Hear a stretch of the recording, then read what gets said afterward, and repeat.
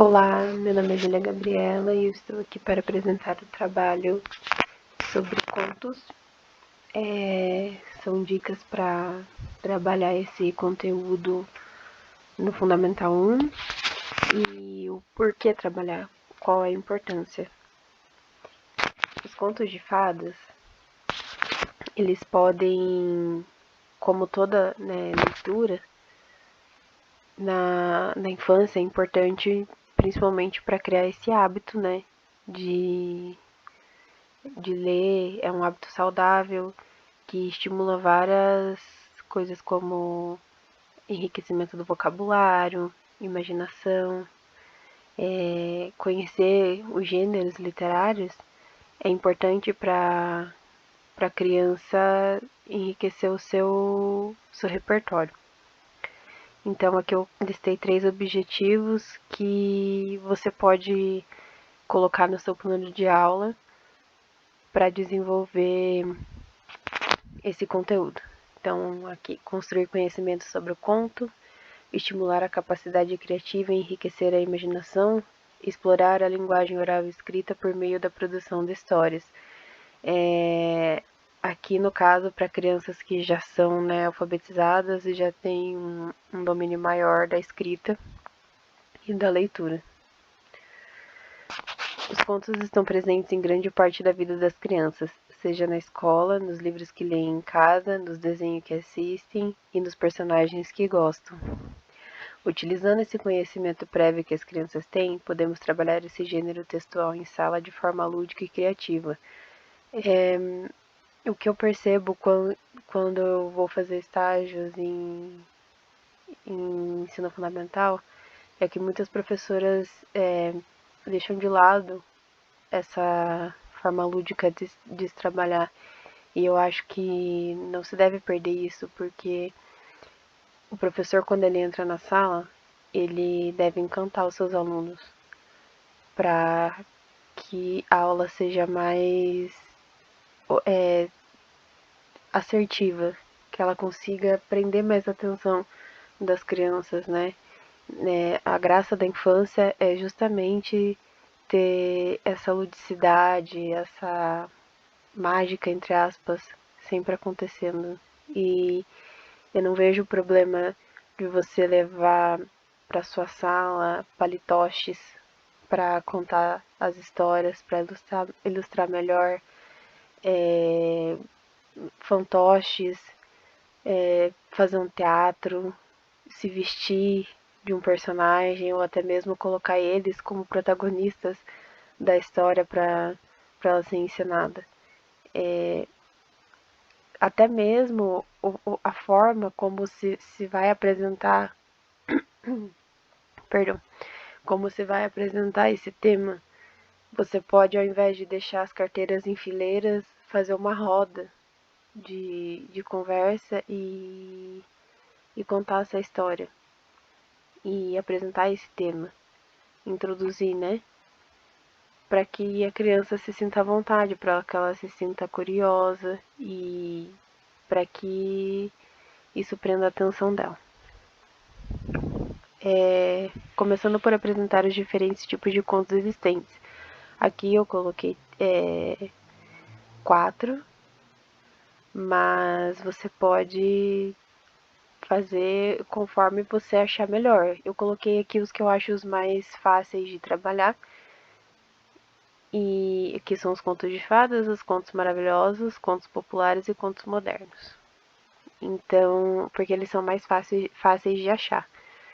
Então, começando por apresentar os diferentes tipos de contos, apresente sua estrutura e características através de slides, figuras ou até mesmo de vídeo. Vale tudo para prender a atenção e tornar a aula mais interessante.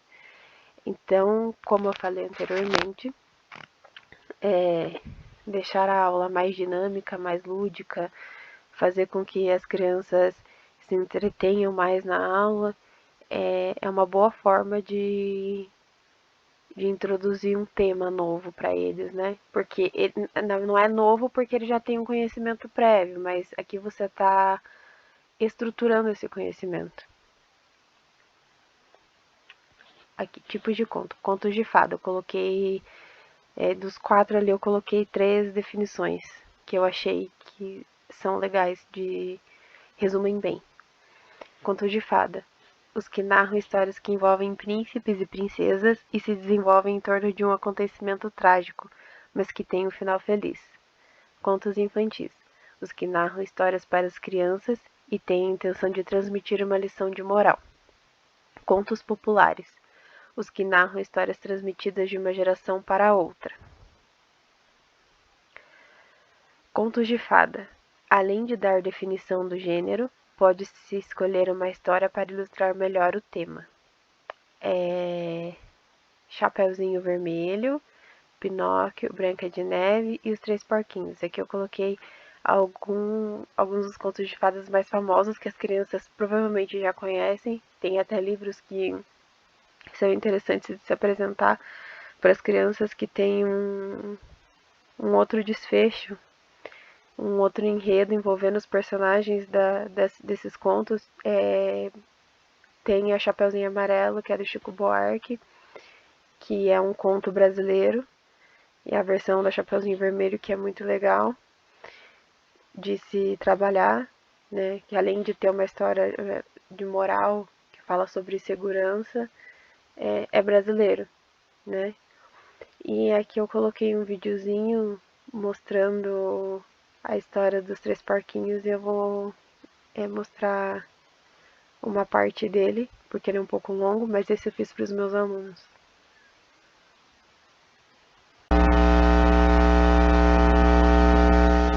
Olá, famílias! Hoje eu vou contar a história dos Três Porquinhos. Era uma vez 3 porquinhos que viviam na floresta com a sua mamãe. Um dia, como já estavam muito crescidos, decidiram viver cada um em sua casa. A mamãe concordou, mas avisou: tenha muito cuidado, pois a floresta também vive um lobo mau. Eu não vou estar lá para proteger vocês. Sim, mamãe, disse o porquinho. Então, os porquinhos procuraram um lugar para construir suas casas.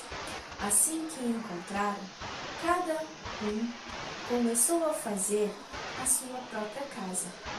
O porquinho mais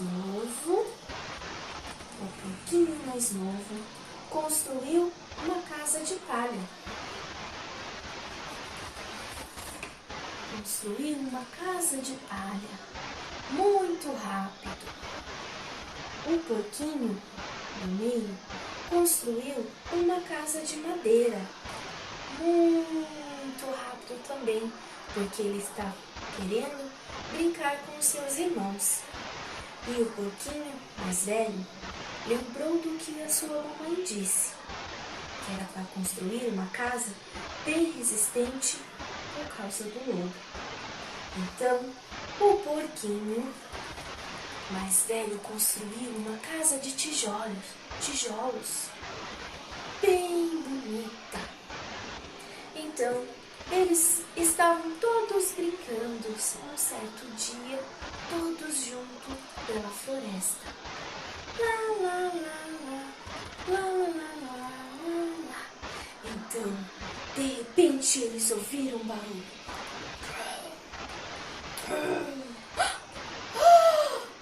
É um lobo! Ai, meu Deus! Vamos para a nossa casa! E o lobo então pensou: são 3 porquinhos deliciosos. Que gostoso! Vou encher a minha barriga. Então os porquinhos foram para a sua casa, cada um na sua casa. O porquinho mais novo na sua casa de palha. O porquinho do meio foi na sua casa de madeira. E o porquinho mais velho foi na sua casa de tijolos que ele tinha construído. Então o lobo veio. Qual casa eu vou assustar o porquinho primeiro e conseguir comer todos eles? Então o lobo veio, assoprou assoprou, assoprou e assoprou a casa de palha.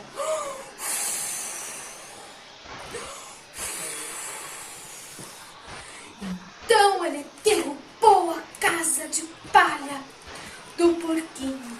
E o porquinho mais novo saiu correndo. Socorro, irmão, socorro! O lobo derrubou minha casa. Então o seu irmão do meio pediu para que ele fosse morar com ele na sua casa de madeira. Então lá foi o lobo novamente. Então o lobo foi na casa de madeira para derrubar a casa do seu outro irmãozinho. E o lobo assoprou.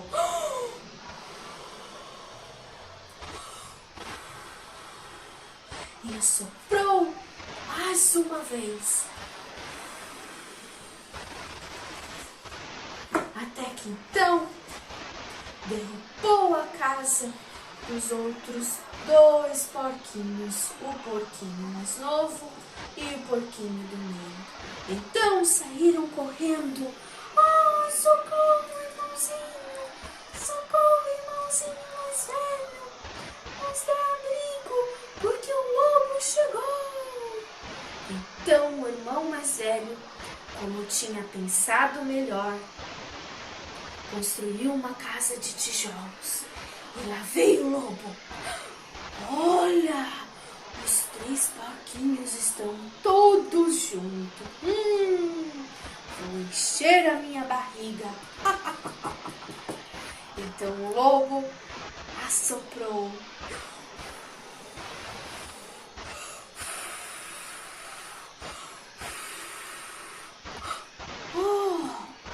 Mas a casa não derrubou, porque o porquinho então tinha feito uma casa bem resistente. Então os três pensaram juntos e colocaram então um caldeirão de água fervendo na casa do porquinho mais velho, para que o lobo não entrasse na sua casa. Então o lobo subiu pela chaminé. Eu vou entrar na casa pela chaminé. Esses porquinhos vão ver só comigo. Então o lobo lá entrou na chaminé do pobre dos três porquinhos. Só que ele se enganou. Lá tinha um caldeirão de água quente que o lobo caiu na água fervendo. Então ele saiu gritando pela floresta. Ai, meu bumbum! Ai, vocês vão me matar, seus porquinhos! E assim se foi o lobo pela floresta.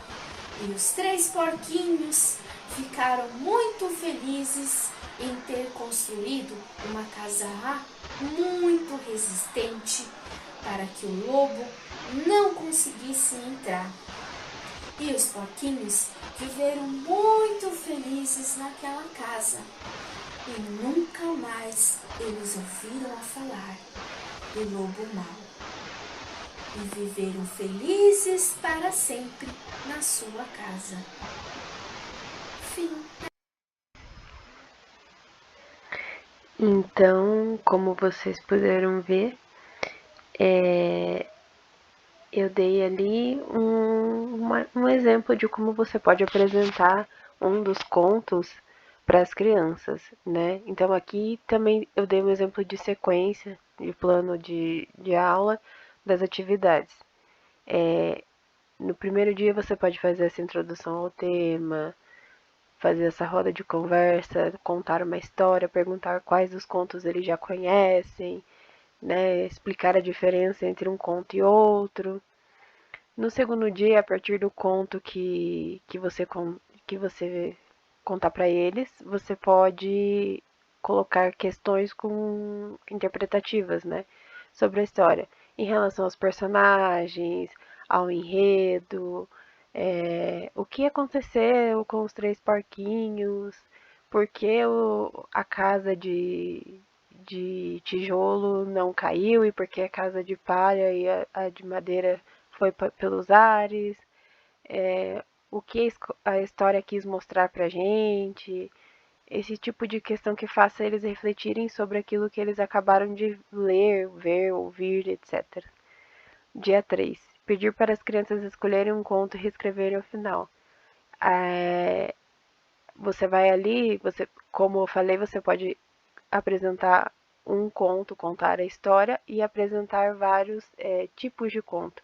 A partir disso, você pode fazer com que eles pesquisem, tragam isso de casa, apresente para os colegas e aí sim eles podem escolher um conto e reescrever o final. Por exemplo, da Chapeuzinho Vermelho, que ao invés do caçador matar o lobo, a Chapeuzinho Vermelho pode matar, sabe? E depois pedir para que eles leiam para a turma, troquem ideias. É uma forma bem interessante de você fazer com que, além de todo o processo de produção textual, que eles estimulem a imaginação. E no dia 4, você pode dividir a turma em grupos e pedir para que eles escolham uma história e montem um teatro. Né? E aqui também envolve imaginação, envolve organização, envolve montar diálogos, né? Dá para trabalhar várias coisas num só tema. É muito rico quando a gente começa a abrir esses leques, a gente vê o quanto é rico esse tema. Contos infantis. Esse aqui é bem curtinho, é bem conhecido até, e eu vou ler ele aqui rapidinho só para ter uma noção de do que ele fala, né, de como é. O cavalo e o burro, de Monteiro Lobato. O cavalo e o burro seguiam juntos para a cidade. O cavalo contente da vida, folgando com uma carga de 4 arrobas apenas, e o burro, coitado, gemendo sob o peso de 8. Em certo ponto, o burro parou e disse: Não posso mais, essa carga excede as minhas forças, e o remédio é repartirmos o peso, 6 arrobas para cada um. O cavalo deu um pinote e relinchou uma gargalhada. Ingênuo. Quer então que eu arque com 6 arrobas, quando posso tão bem continuar com as 4? Tenho cara de tolo? O burro gemeu. Egoísta, lembre-se que se eu morrer, você terá que seguir com a carga de 4 arrobas e mais a minha. O cavalo riu de novo, e a coisa ficou por isso. Logo adiante, porém, o burro tropeça, vem ao chão e se rebenta. Chegam os tropeiros, maldizem a sorte e sem demora arrumam com as 8 arrobas do burro sobre as 4 do cavalo egoísta. E como o cavalo refuga, dão-lhe de chicote em cima, sem dó nem piedade. Bem feito, disse o papagaio. Quem mandou ser mais burro que o pobre burro e não compreender que o verdadeiro egoísmo era aliviá-lo da carga em excesso? Tome, gema dobrada agora. Devemos ser justos com nossas obrigações, pois o egoísmo não leva a lugar algum. Assim como aconteceu com o cavalo, mais cedo ou mais tarde, nossas ações podem nos trazer sérios problemas. Então, os contos infantis, eles também trazem uma lição de moral, né? E você também pode trabalhar esse tipo de assunto sobre egoísmo. Você pode fazer perguntas de cunho de questões interpretativas, fazer eles descreverem o porquê que o cavalo está errado. E também, assim, eu acho que os contos infantis com esse teor é um nicho um pouco mais fechado, porém também é legal de se trabalhar.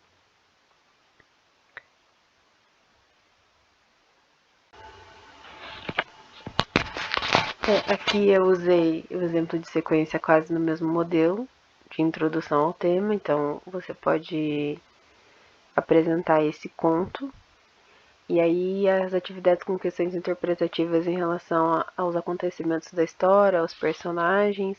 Você pode focar na ortografia,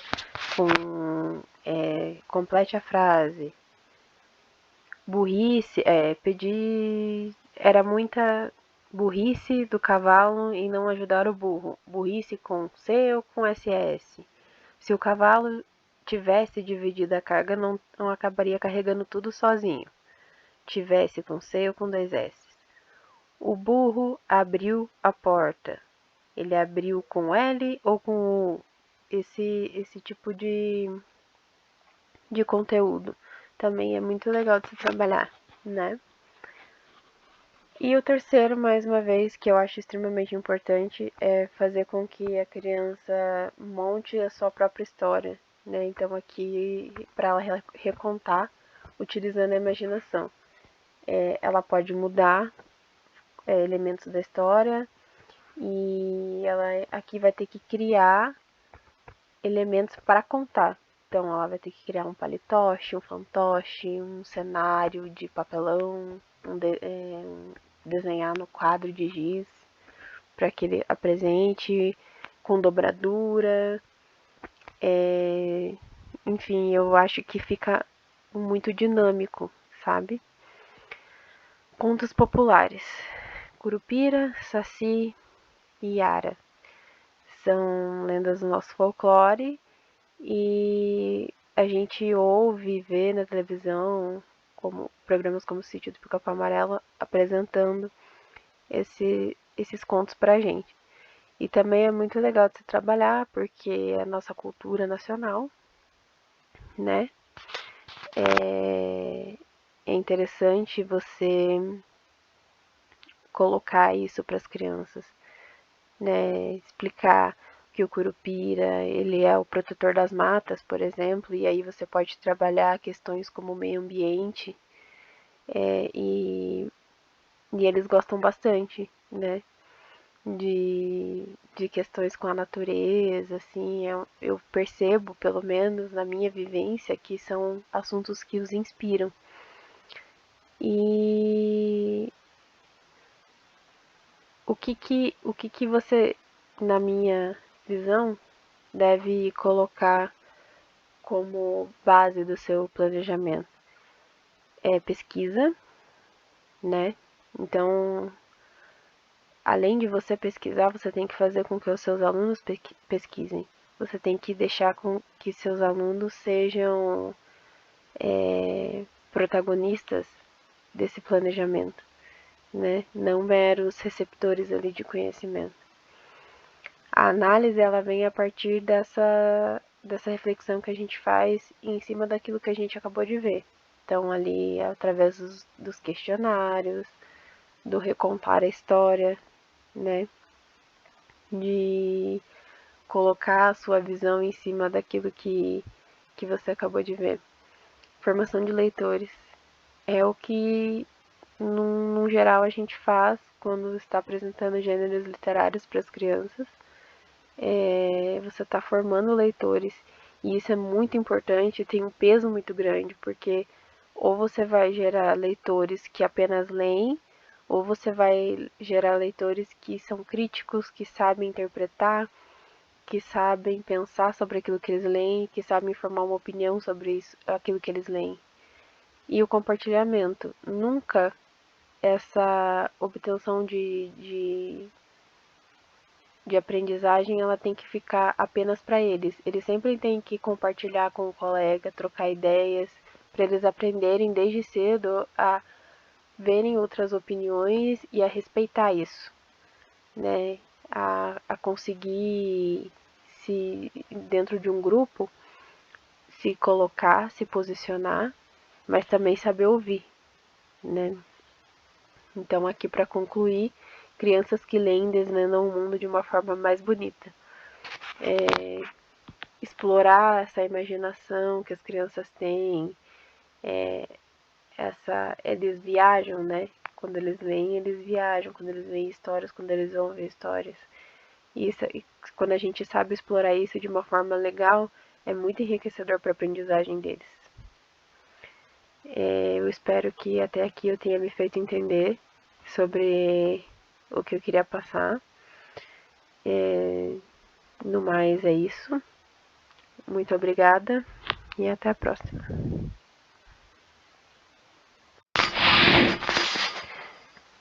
A escolha desse conteúdo se deu pelo reconhecimento da importância do trabalho com literatura no ensino fundamental. Aulas tão raras e precárias quando se refere a literatura, leitura e produção. Haja vista que a preferência quase exclusiva é dada à gramática normativa como o único meio de estudar e entender a língua. No entanto, esta sequência didática abre possibilidades para diversos caminhos ao trabalhar a leitura, interpretação de texto, oralidade, escrita, mecanismos textuais que estão para além da gramática, além de abordar também a gramática, não de forma exclusiva e isolada de contextos de produções, mas interagindo com demais recursos para levar aos alunos o desenvolvimento cognitivo e ampliar suas competências linguísticas.